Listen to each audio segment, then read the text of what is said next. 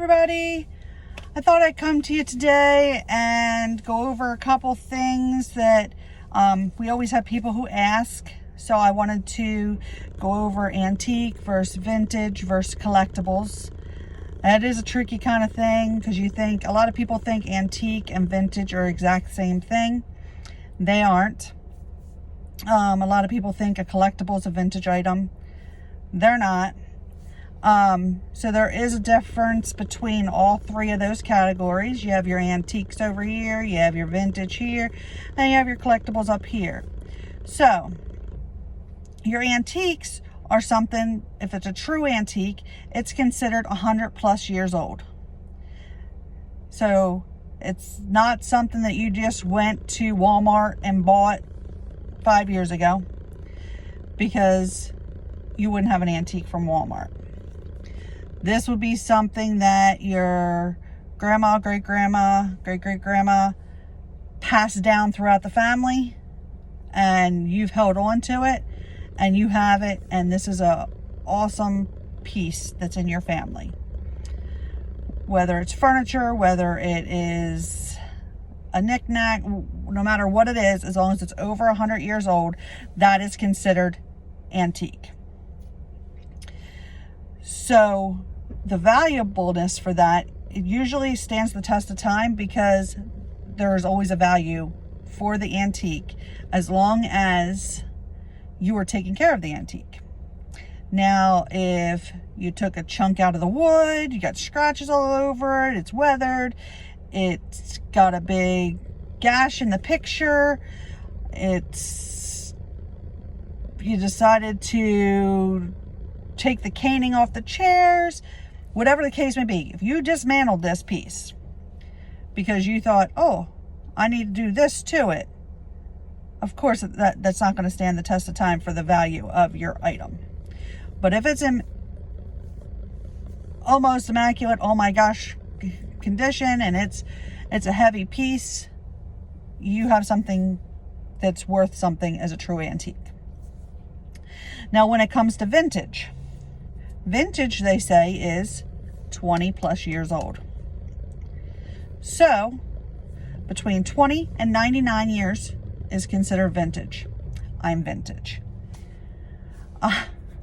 Sounds kind of weird. So we just got these pieces in from one of our clients, and they were pottery blue Santas, and the dates were on the bottom, 98 and 99, or 97 and 98, but they were in the late 90s, and priced them in the high 50s. And another one of our customers came in, loved them. He's like, what makes these vintage? Because we were talking, and I was like, they're from the 90s. He's like, oh my gosh, that makes them vintage? And he goes, I must be ancient. So yes, the 90s are now vintage.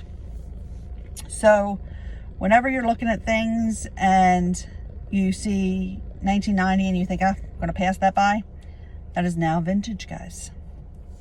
So you might be able to make decent money off of something that is in the 90s. Or if you have something of your mom's or your aunt's or your dad's sitting in your house and you're thinking, oh my gosh, I really don't like this piece, or this piece has been scary, or something. Is it vintage now? Is it worth something now? Take a picture of it. Look it up.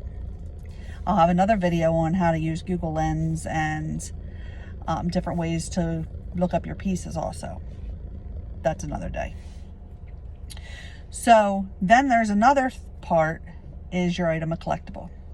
Now, collectibles can be anything. Do you collect rocks? Do you collect bottle caps? Do you collect stamps? Do you collect trucks? Do you collect sports cards? What do you collect?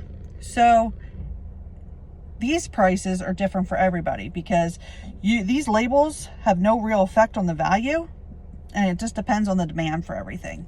So you can have 10,000 sports cards, and you have them, you're like, wow, I have so much right here.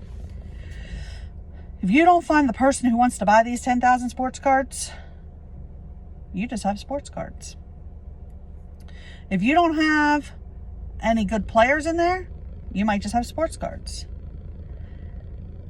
In your bottle caps, if you don't find a collector that is going to be a crafter and make something with your bottle caps, or that finds the same interest in your bottle caps, you just have bottle caps. Now, as far as it goes with like collecting like Hess trucks and different things like that, of course, if they're in the box and the box is immaculate, you are going to get more. If they're out of the box, they've been played with, they're dirty, you're going to get less.